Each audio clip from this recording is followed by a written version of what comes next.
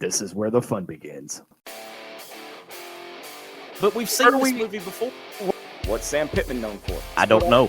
Exactly. Is the Arkansas athletic program cursed? But you never know what the loudest mouth on the fan base and his wild band of misfits are going to say. I have a river of Kool-Aid for basketball.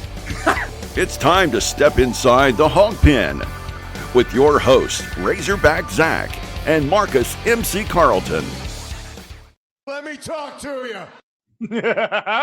What's up, everybody? Welcome to an all-new episode of Inside the Hawg Pen. Finally, what feels like forever, the band is back together. Holy cow. Seems like forever since I've had my boy in here. If you don't recognize him, if you don't know who he is, it's hard to believe, but he's all smiles tonight. We're going to tell you why in just a minute, but he's my co-host, my brother, and professionally proven. Put the Kool-Aid down, MC. Marcus MC Carlton from the NEA Hawg Pen. What's up, dude? Hey, man. How's it going? I'm still not. I'm Man, what a day, man. The sun come up this morning. It wasn't quite as cold and gloomy. I mean, birds were singing, the ones that haven't migrated away. It's just been a good day, man. I swear. What am I going to do with you, dude? Yeah. I don't know. But welcome to Inside the Hawg Pen, presented by Seven Oaks Steakhouse and Seafood and Rock City Wraps. We got a big show tomorrow, too, by the way. Yes, we do. For those of you that don't know, I'm now on the radio, thanks to the guys here at Inside the Hawg Pen. 10 o'clock, 101.1 FM, The Answer in Central Arkansas. You can download their app, listen to it anytime, anywhere you are. Just make sure you tune in Fridays, 10 a.m., especially tomorrow. I have former Arkansas Razorback linebacker Brooks Ellis joining the show. He's going to be sitting down with me tomorrow, and we're going to talk about college football. I want to get his take on everything. So this is going to be exciting. But Brooks Ellis is going to join Inside the Hawg Pen tomorrow, 101.1 FM, The Answer, 10 o'clock. Don't know if I'm going to open the phone lines or not, but if you've got a question that you want answered, 501-823-0965 will get you on the air. Oh, Saturday, February 1st, the biggest event in ITHP history. For the first time ever, all 5 members of Inside the Hawg Pen will be live under the same roof at Seven Oaks Steakhouse and Seafood for the ITHP watch party starting at 6 p.m. That's right. Your boy's coming down from the NEA. I am. I'm making the trek. We'll have all 5 members of Inside the Hawg Pen. Me, Loki, MC, Dylan, and Justin will be there live as Arkansas takes on Kentucky. Tip-off is set for 8 o'clock. A special Inside the Hawg Pen tip-off show will start about an hour beforehand. Yeah. And, of course, we'll have the Allen Kerr Advisors overtime show, post-game show, immediately following the conclusion of the basketball game. All right. I'm not ready for that one yet, man. I'm ready for the watch party. I'm not ready for what I think is going to happen. You're not ready, but Arkansas just won. Yes, but I am a realist. You just set me up for the perfect pitch, and I'm going to hold on to that for just a little bit. Because I have an argument to pick with you, dude. But let's get into this.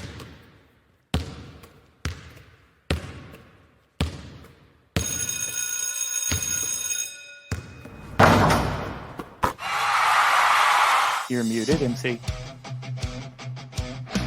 He's so excited. I'm so damn excited. I forgot to unmute my mic. I have a river of Kool-Aid for basketball. Yeah. All right. It is time to go to school with MC School of Hawk Hoops. Now, MC, before we get started, I'm gonna be the realist in the room. Okay. All right. And say that you're gonna be the hater. You're gonna be a hater. Look, I'm not a hater. I'm a realist. Oh, I get it. You realize Arkansas got lucky last night. Sometimes it's better to be lucky than good. I'd rather be good. My grandpa told me that one time, and it has stuck with me. I get it, but again, 15-point deficit, 15, 20-point deficit, second largest deficit comeback win. Yeah. In the 35-year history of Bud Walton Arena. I want to start with the negatives first. Let's just get that out. Yeah. Let's just get that out the way first. Give me some negatives that you saw from that game last night. Well, there's plenty of negatives. I don't know that I can get through all of them, but I've got my little handy cheat sheet here. That is gonna reveal the positives too, but the negatives. I'm gonna give you one. Okay, go ahead. 0-10 from 3-point land in the first half. Yes, in the first half. Yeah. And technically you ended up 1 out of 11 because Big Z hit the one right before half to cut it from 15 to 12. Now that was the only 3-point. It was the only 3-pointer of the first half. Yes. Huh. You wanted negatives? Okay, I'll give you negatives. 18 of 58 from the field for the game. 31%. 3-pointers for the game. 3 of 23. Your percentage on that is 13. As in 1, 3, the number after 12. Yes, 13%. Another one that I deemed to be a negative, you only had 6 assists on the whole game. Normally, when I start throwing out numbers like this, 9 times out of 10, Arkansas has not won this game. When I start throwing out numbers like 31% from the field, 13% from 3-point range, 6 assists for the entire game.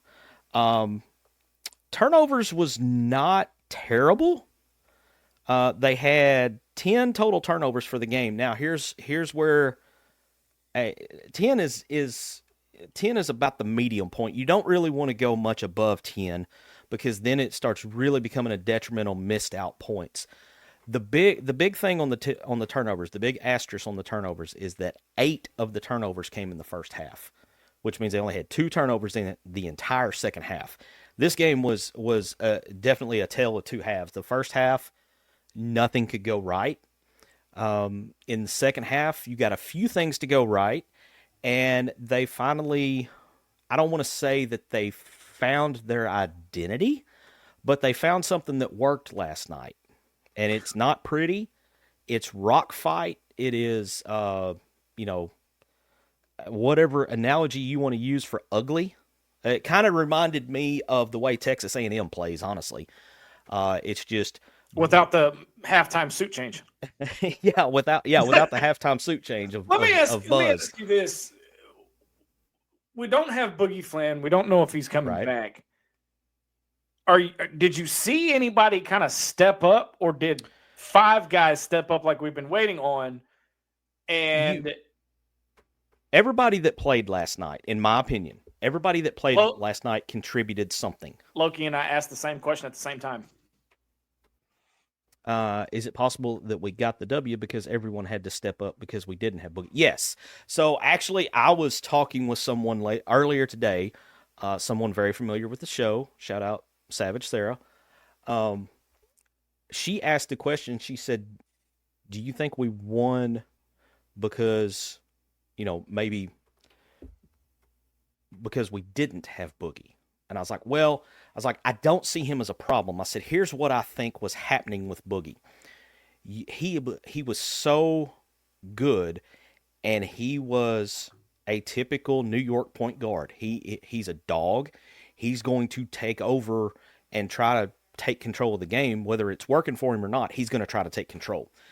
I think what this forced these other guys to do is to look at themselves and be like, hey, man, I got to make something happen. Boogie's not here, so we can't depend on him. I saw this, and you're old enough to remember this. Savage was not, so I didn't bring this up to her. But this reminds me a lot of when Matt Jones was at Arkansas playing football. Because a lot of times it felt like guys would stand around and wait on Matt Jones to make something happen because he was so electric. I kind of got the same feeling with Boogie, is that when we got in those situations where we had to have some kind of bucket, everybody, right, wrong, or indifferent, they deferred to Boogie because he was the clear-cut leader of this team. And that's a lot of pressure for an 18-year-old straight out of high school. No, I don't care how good he is. he could be the next Kevin Durant, LeBron James, whatever name you want to put here. But that's a lot of pressure for an 18-year-old. Even Cooper Flagg, who's arguably the best player in the country at Duke, has had some moments where being 18 years old showed up, and it just happened. I mean, having that much pressure and that much on your shoulders is for any kind of 18-year-old that's a lot. It is. It is. Trevor wants to know, so at the end, did Georgia think that he made the free throw and just not paying attention, or what happened? I think that when he made the first one, you could, if you go back and look at it, when Thero makes the first free throw, you can physically see the Georgia players on the free throw line go, it's like, dang, we're behind now. There's less than 2 seconds left. I think they dropped their heads. They accepted defeat, and he caught them napping when that shot came up short. You froze there for a minute, MC. Yeah, I'm having internet issues tonight, so bear with me. The NEA is the little hamster that runs internet up here fell off the wheel. Hey, that's all right. I know all about that. No, and you did. The thing about it is you saw towards the end, I don't think they were expecting Thero to get into the lane as fast as he did and get that rebound. I think they were just thinking that they were going to go back, drop back into defense, and make sure they didn't get to the basket to either foul, tie, or win the damn thing. Yeah. Yeah, no, I agree with that. And then and honestly, I didn't see the foul in real time. I just saw Thero get blocked, and I'm thinking, well, crap, now we're headed to overtime, and then the whistle blows, and I see Arkansas players celebrating, so I'm like, okay, well, something must have happened, and then they showed the replay, and I was like, okay, yeah, he did. He got fouled. And I have to commend Arkansas, because I have been on their case in all these SEC games about their free throw shooting. You know what their percentage was from the free throw line last night? What was it?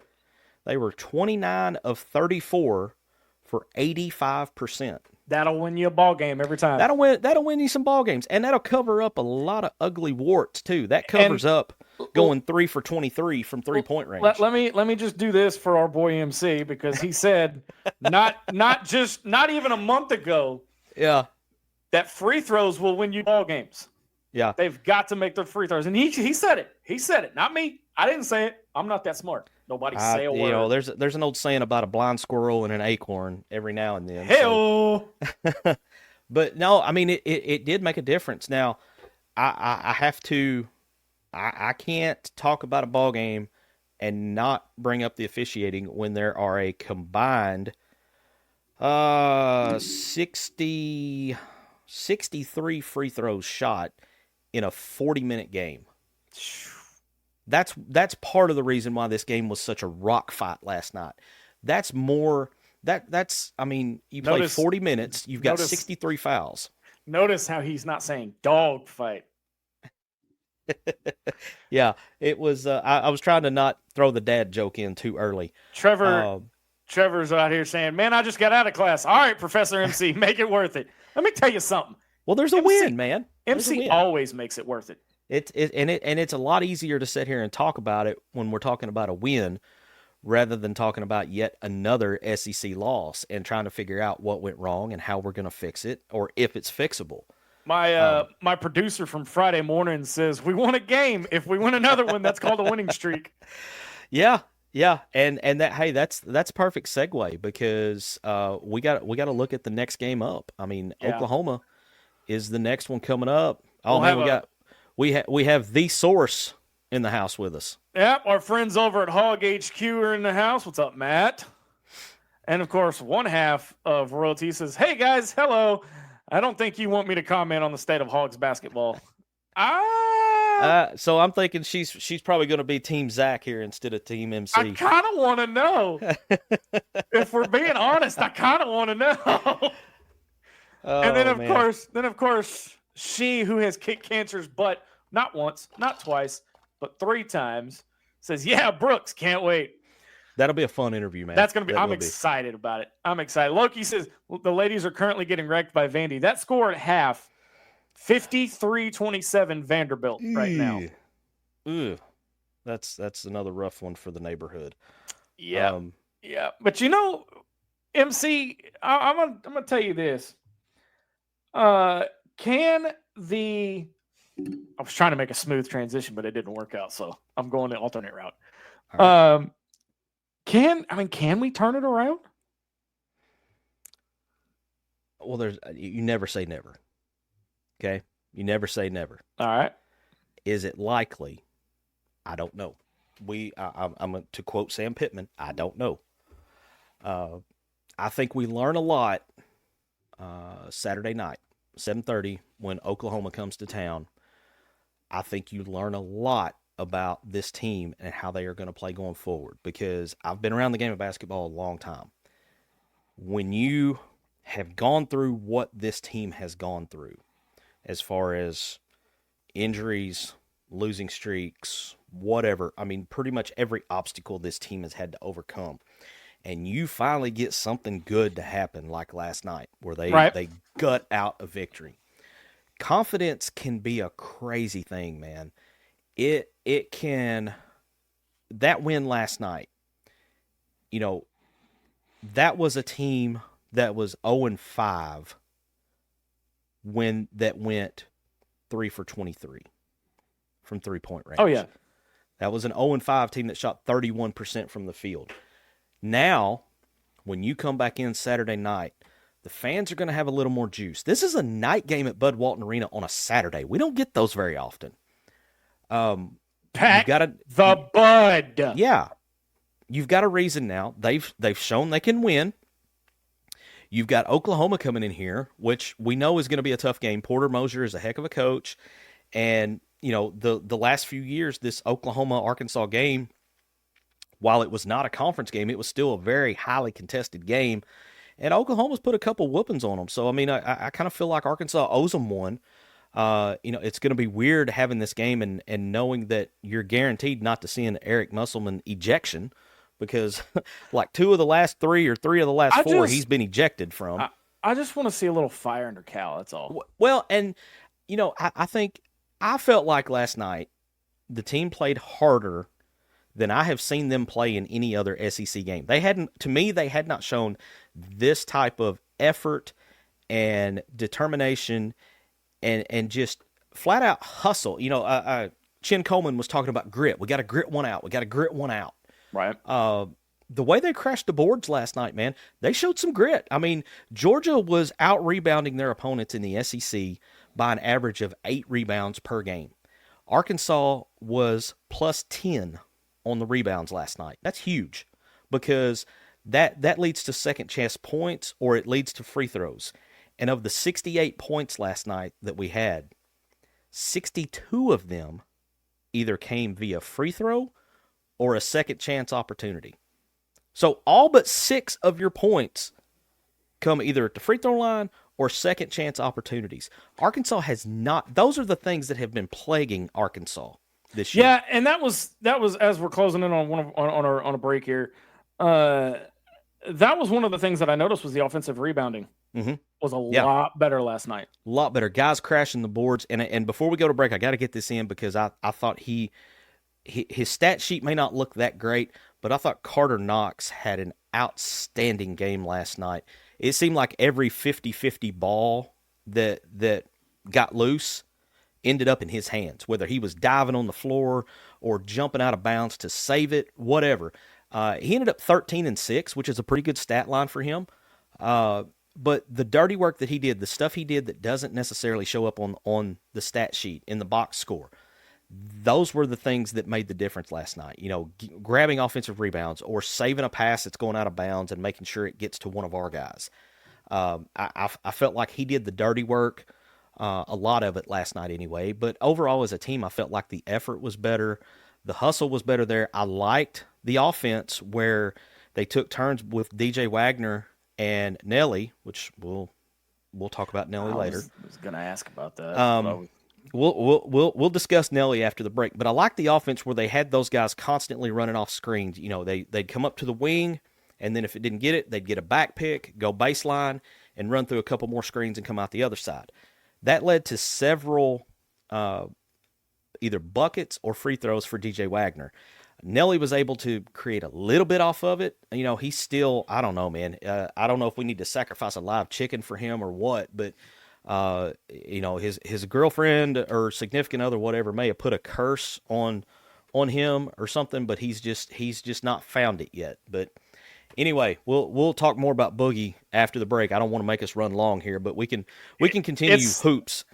We're going to. It's definitely a journey that's worth taking. I'm gonna tell you somewhere else that's got a journey worth taking, and that's at Seven Oaks Steakhouse and Seafood in Conway, your premier dining destination in downtown Conway, in the heart of historic downtown Conway. Named in tribute to the owner's Cherokee family, Seven Oaks is more than a restaurant. It's a culinary journey. Here we believe in farm to table sourcing the finest local products for our menu. Are you craving seafood, steaks, or you need a vegetarian or a gluten-free option?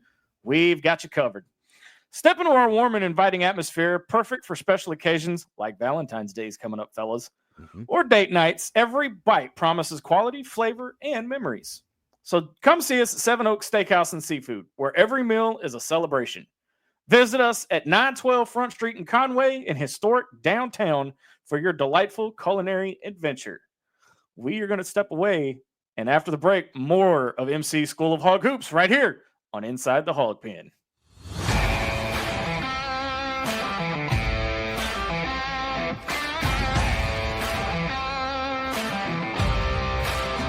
Meeks Design is your one-stop shop for custom clothing with a personal touch. At Meeks Design, we can help you tell your story through your wardrobe. Your imagination on a hat, shirt, pullover, or nearly anything wearable. And while you're picking out some custom clothing, check out the one-of-a-kind handmade soaps from the Bobcat Soap Company. Find us on Facebook and let us create custom swag just for you at Meeks Design. Hey, Hawg Fanatics. We at Inside the Hawg Pen are thrilled to announce that SeatGeek is now a sponsor. As brand ambassadors, we're excited to share that SeatGeek is a ticket app that simplifies the ticket buying process for all your favorite events. They provide a 0 to 10 score for each ticket, with green indicating a good deal and red indicating a not so good deal. As a special offer, Hawg Fanatics can get $20 off their first ticket purchase by using the code Inside Hawg Pen. Check out our socials for the link, and remember to use the code Inside Hawg Pen. Yeah!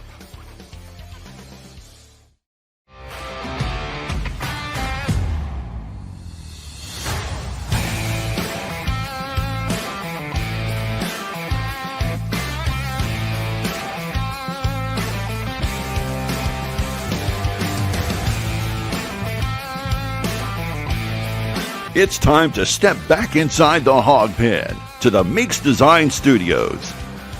Craving Razorback sports talk with no fluff or agenda, just the honest truth about Razorback sports, then it's time to step inside the Hawg Pen. Here, it's hog talk for the fans, by the fans. So if you're looking for an unfiltered, fan-driven perspective on all things Razorbacks, then it's time to open the gate and join me, Razorback Zach, inside the Hawg Pen. Tune in Fridays at 10 a.m. and get ready for some straightforward sports talk inside the Hawg Pen. All right, welcome back to Inside the Hawg Pen. I am, of course, Razorback Zach, joined by my buddy, partner, co-host, and professionally proven glue that holds the whole damn thing together, Marcus MC Carlton. All right, dude, so before the break, we were talking about the different guys that were stepping up, and we've got some, I've been reading the comments during the break, and we've got some good ones in here. Yeah. I've got to ask you though, do we have a Nelly Davis sighting? Has he finally decided he's going to play ball? I keep but the thing is, here's the thing: I keep waiting for him to have that breakout game. Yeah, and me and you and about 50,000 other Razorback fans. I don't know, man. I've never seen a guy have such a bad transition from one year to the next. And I realize that playing in the SEC is not playing in Conference USA. That's not lost on me. But it's also, you know, if you look at the NCAA tournament last year, Nelly was one of the hottest players in the NCAA tournament last year at FAU. Guided them to a Final Four run. And I mean, he was one of the best players in the tournament, and he was projected to be the top player in the portal. I mean, I don't know, man. It's just, I've never seen a guy struggle so much. You know, he himself went 0 for 10 from 3-point range last night. And I would say about 5 of the 10 that he missed were the ones that go halfway down the rim and rattle around and drop out. And that's just bad luck, man. I hate those. I hate those so much.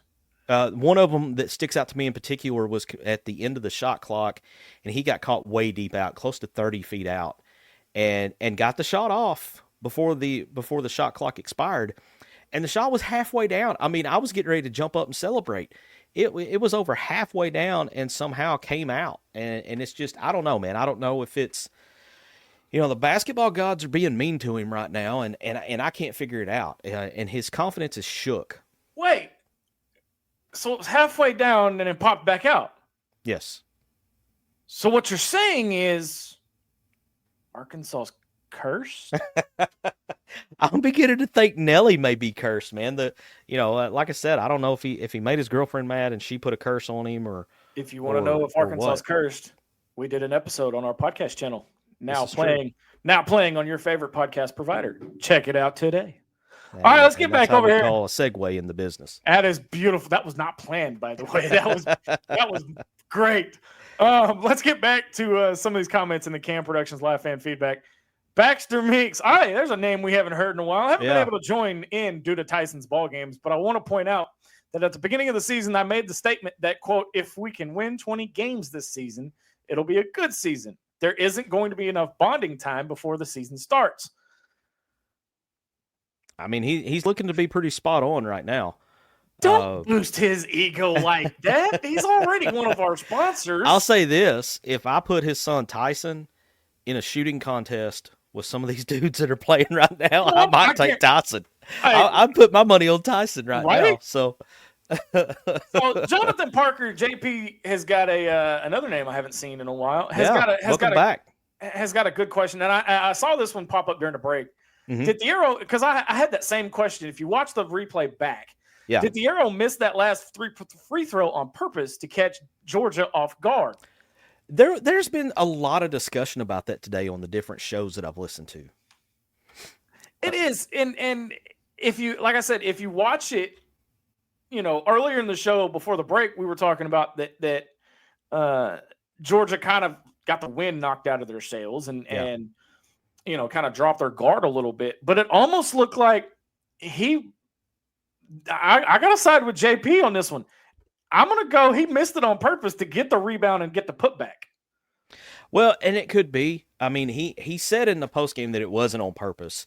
I don't know, man. I think I might have kind of took credit for it being on purpose if I was him. Take credit for it? Because, I mean, it makes sense if he did, because as, you know, ball hits the rim, as soon as somebody touches it, clock starts. Well, there was only like 1.8 seconds left anyway. So at that point, you could, you know, run the clock out before they get a chance to do anything other than a 3/4 court heave. So you know, in the grand scheme of things, I know a few weeks ago we talked about the difference between quad 1, quad 2, quad 3. Where does this one's is this considered quad 1 or quad 2?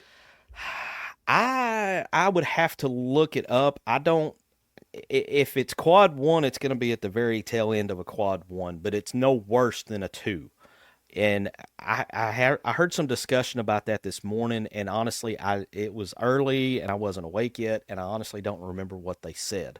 But it was being talked about on the morning show I was listening to this morning, that this was either a fringe quad 1 or a solid quad 2, and I can't remember which one they said.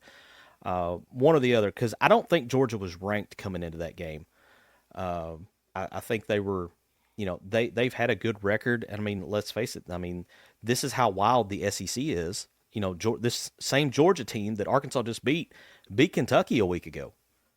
JP says it's considered quad 1 right now, but I'm seriously doubting it by the end of the year. So yeah. Okay, so it's quad 1. That's even better, because that's the first quad 1 win that Arkansas has this year.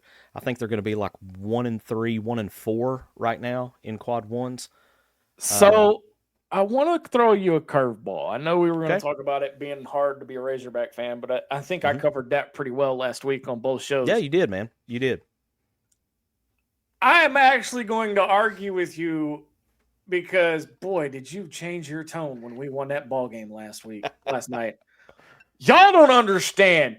This man has been critical of this team, and now he's like, the river of Kool-Aid. Okay, hang on. I'm not saying the river is back to neck deep, the river of Kool-Aid that I have for hoops. It's not neck deep. It had pretty much, if you're familiar with the Buffalo River and how after about Father's Day, it starts having these spots in it that are really dry. And if you go floating or whatever down the Buffalo, there's areas you have to pick up and walk, and you end up walking and carrying your raft more than you get to float. That's kind of how my river of Kool-Aid was. It has now come back to where you can at least float consistently. It's not deep. You're not going to do a cannonball off in it. But I do have hope, and I will tell you why I have hope. I have a sliver of hope. It all hinges on what happens Saturday.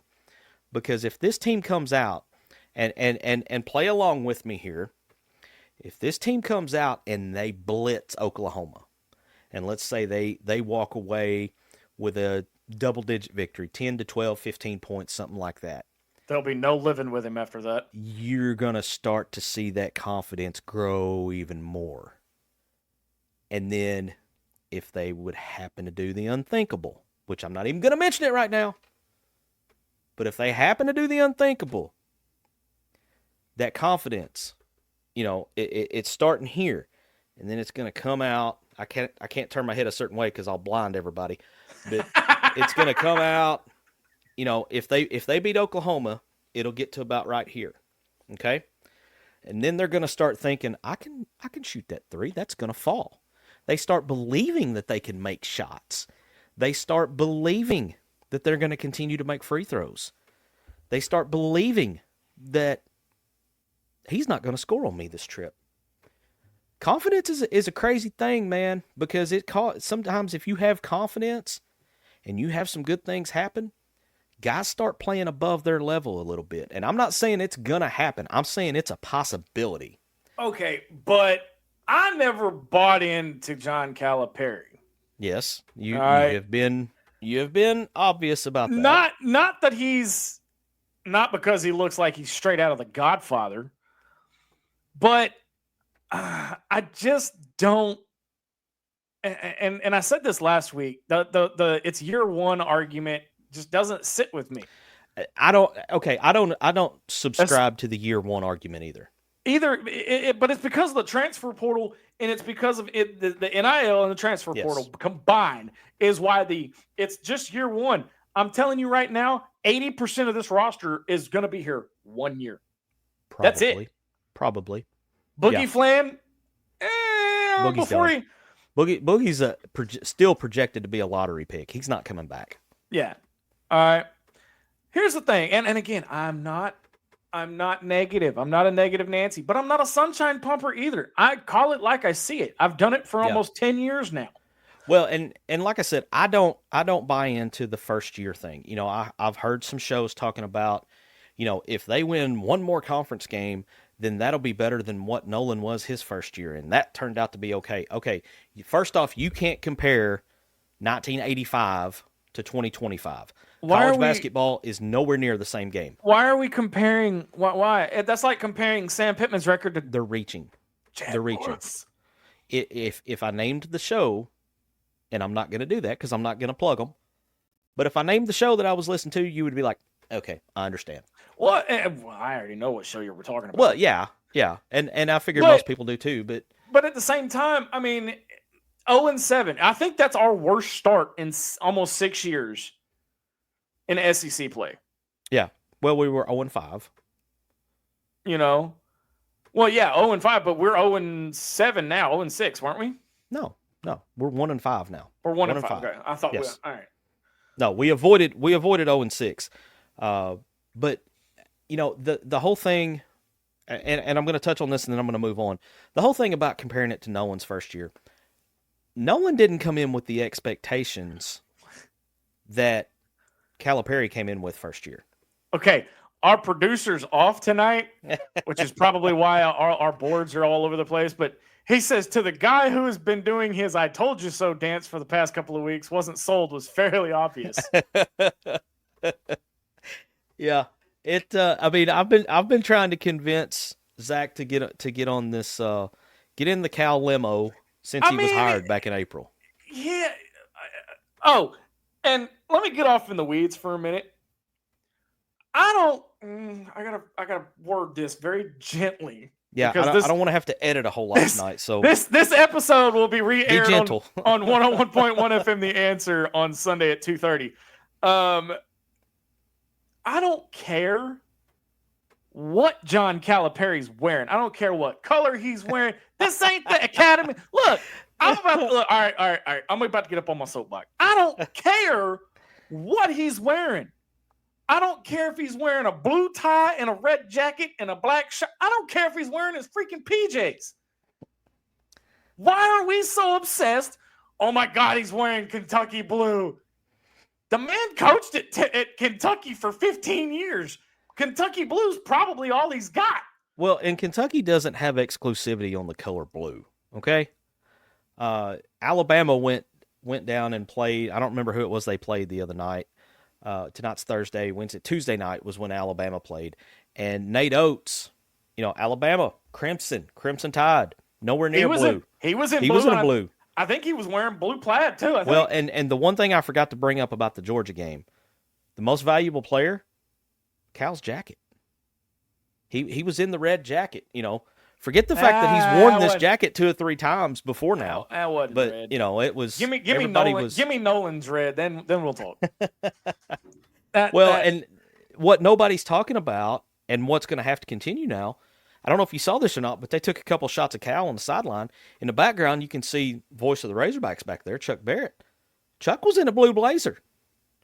Chuck has to wear the blue blazer from now on because we won. I mean, those are the rules, right? So he can't go to something else. My whole thing is why are we so obsessed with what this guy wears? I think it was one of those deals. We were 0-5. Anything when you're 0-5, man, nothing is good. The beer's not cold enough, the popcorn's not buttery enough, your seat doesn't sit right, it's not comfortable. Well, we said the same thing about Pitt and the football team after they beat Memphis. Or not Tennessee. Mm-hmm. All right. And then it was the same thing every week. Every single week. It was the same. It was like beating a dead horse into the ground. Same thing. I just don't understand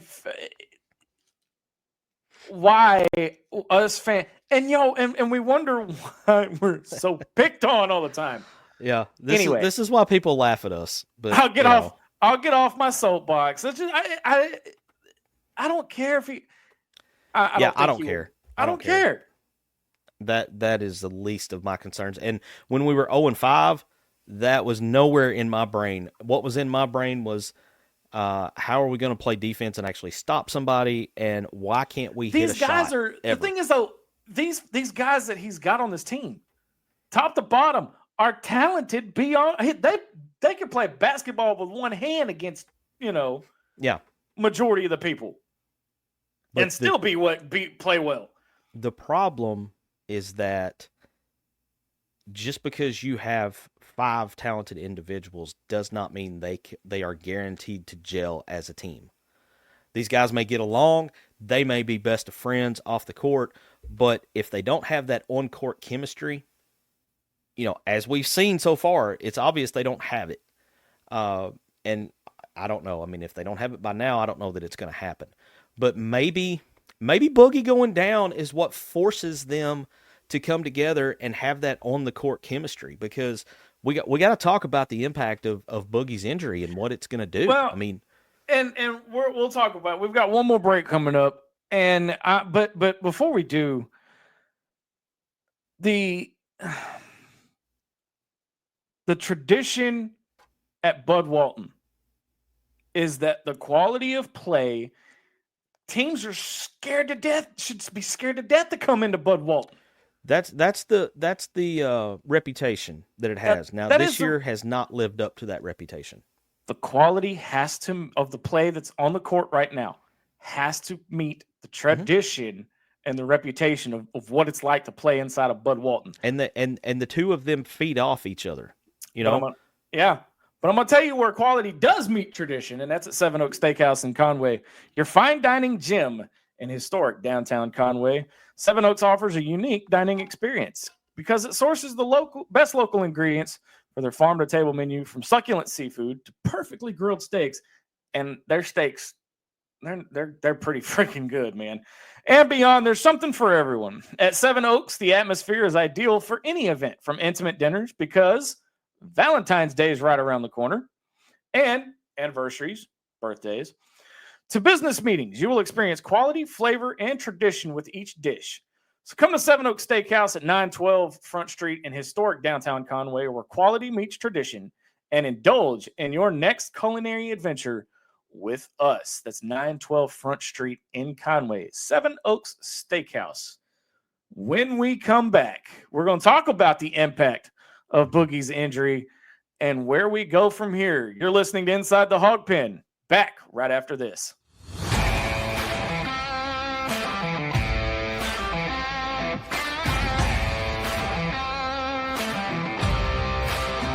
Mix Design is your one-stop shop for custom clothing with a personal touch.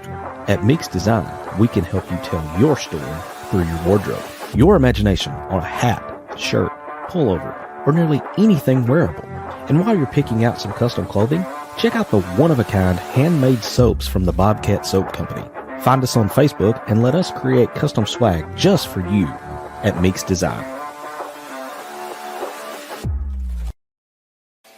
Hey, Hawg Fanatics. We at Inside the Hawg Pen are thrilled to announce that SeatGeek is now a sponsor. As brand ambassadors, we're excited to share that SeatGeek is a ticket app that simplifies the ticket buying process for all your favorite events. They provide a 0 to 10 score for each ticket, with green indicating a good deal and red indicating a not so good deal. As a special offer, Hawg Fanatics can get $20 off their first ticket purchase by using the code INSIDEHOGPEN. Check out our socials for the link, and remember to use the code INSIDEHOGPEN. Yeah!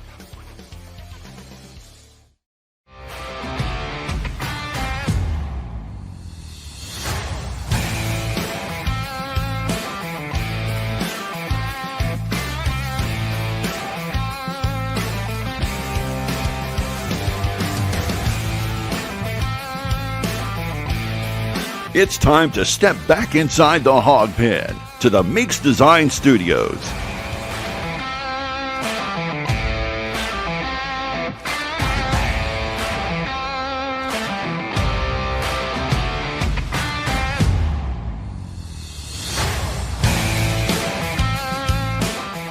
All right. Welcome back to Inside the Hawg Pen. Final segment here on this Thursday night. MC, Boogie's out with what I'm assuming we're just going to call a hand injury, because nobody seems to know what it exactly is.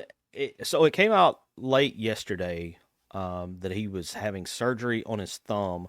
I was yesterday years old when I found out that there is a UCL that is in your hand.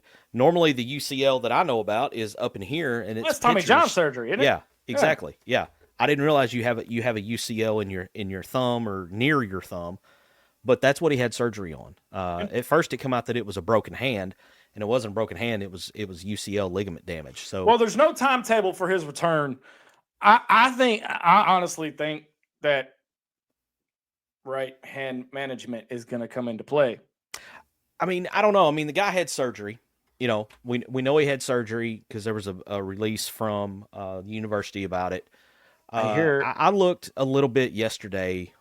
Typical recovery from this can be anywhere from 6 to 9 to 12 months, just depending on how your body responds, right? And how your rehab goes and all that. So, you know, if anywhere 6 to 12, probably 9. I hear there's a pretty good doctor down in Texas that that kind of handles that kind of thing. They did right knee management a couple years ago, didn't they?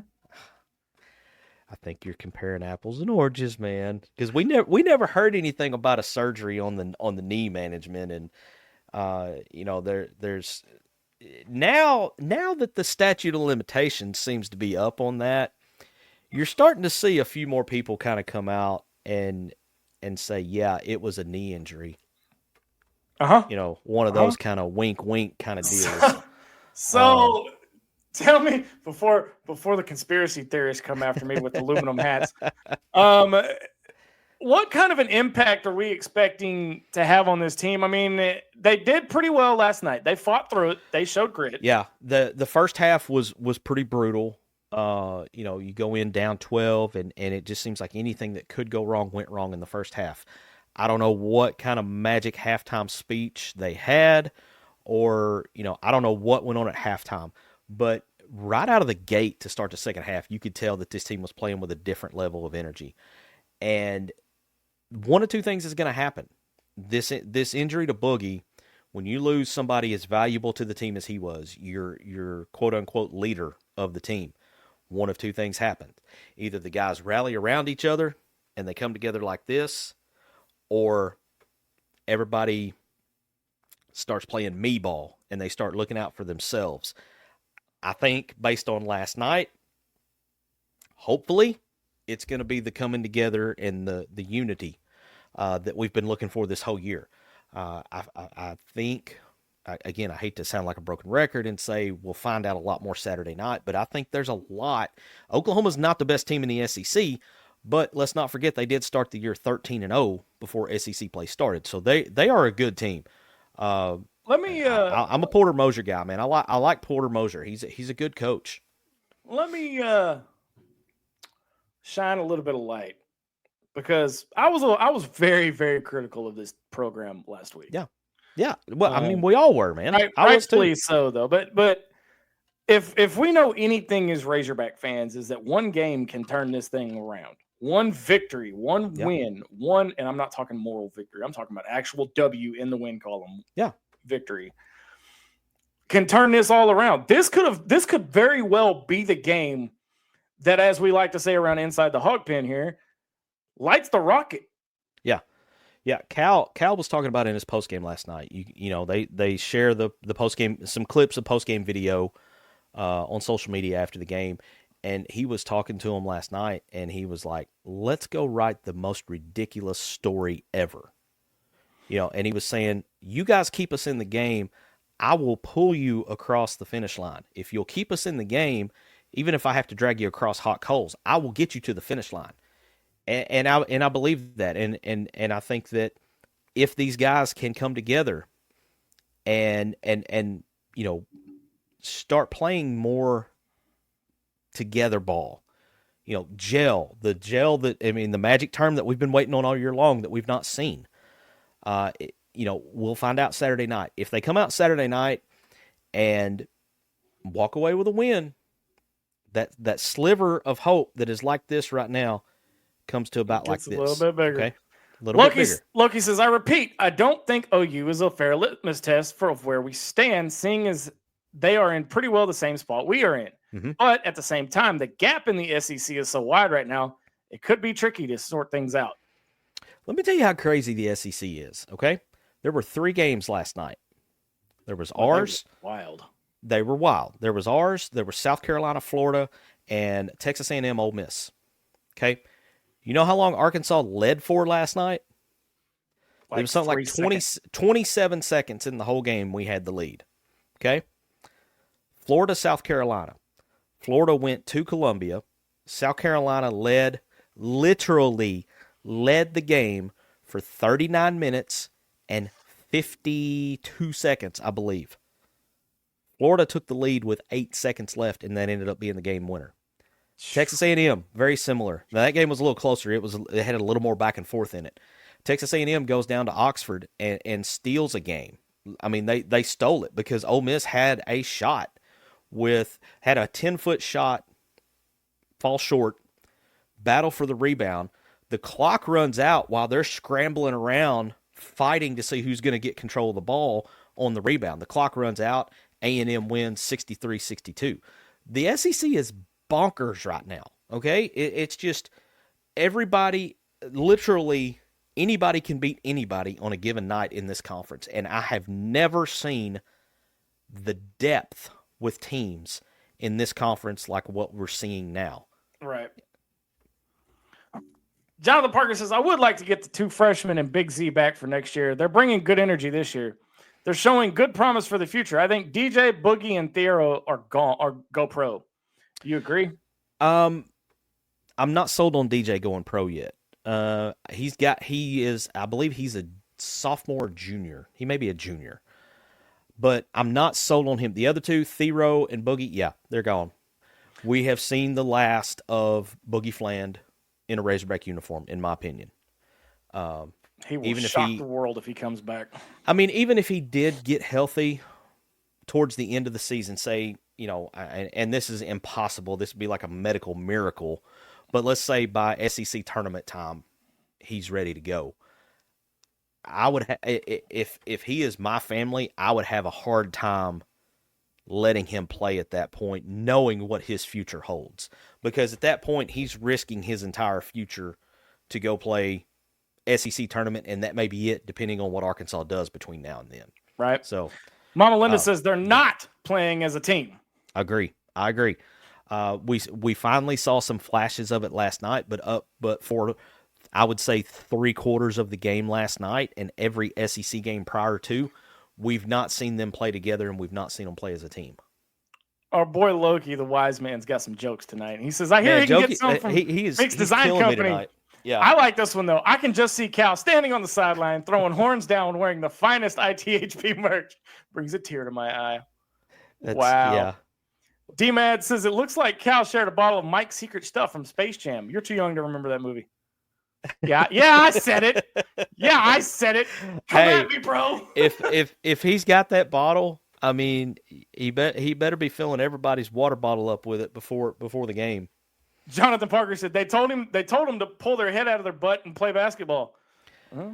I mean, it kind of looked that way. I mean, the shots were not falling still, but the other aspects of the game, when your shots are not falling, you have to do the dirty work.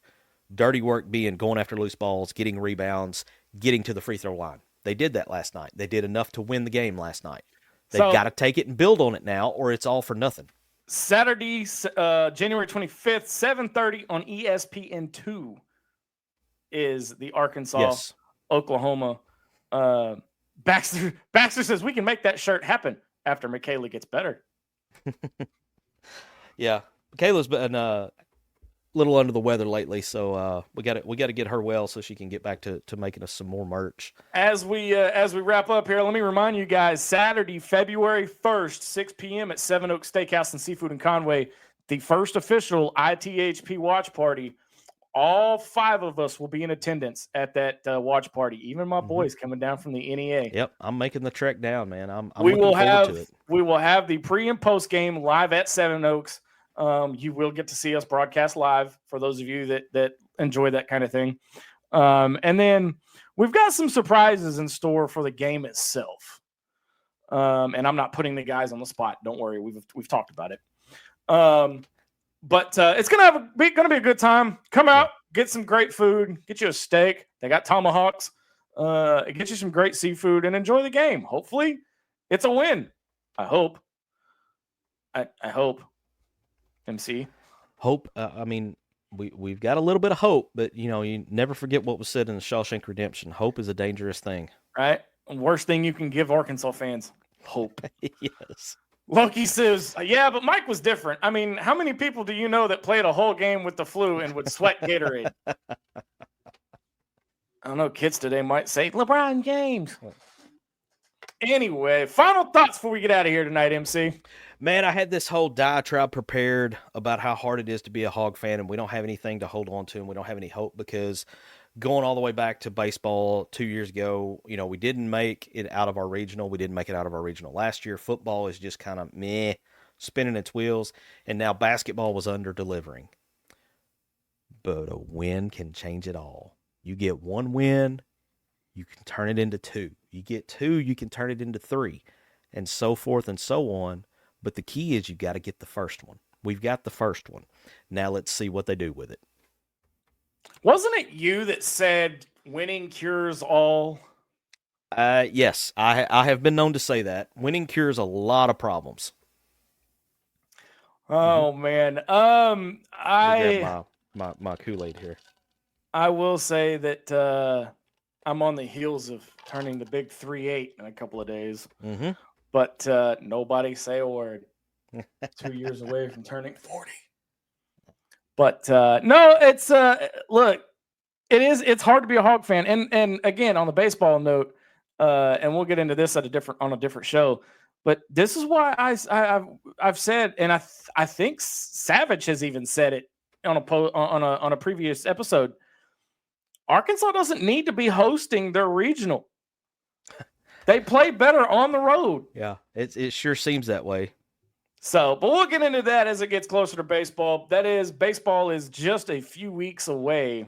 Yeah, 3 weeks, man. Valentine's Day. 3 weeks. Valentine's Day. But don't forget, Brooks Ellis joins me tomorrow on Inside the Hawg Pen on 101.1 FM The Answer, the radio show. It's going to be a lot of fun.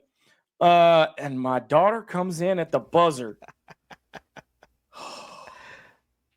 Where does she get her sass from? I mean, I'm kind of with her. We may need to see a birth certificate to ensure that this is not the milestone going over the hill birthday. Oh, I hate you both right now. As a guy who stands on the other side of that hill. I know. I'm chasing you right now. Oh, Lord. Look, he says, my offer still stands if it helps. I will take my shirt off and yell at my TV while people tell me to get out. I'm going to leave that one alone. Yeah, we'll leave that alone. I'm going to leave that one alone. All right, that's going to do it for us. That's a way to end that show, isn't it? I don't know how to top that to end it. That's going to do it for us here at Inside the Hawg Pen. For Marcus MC Carlton, I'm Razorback Zach. Until next time, so long, everybody. Thanks for watching this episode of Inside the Hawg Pen. Listen anytime on your favorite podcast provider, and be sure to follow us on all our social network channels.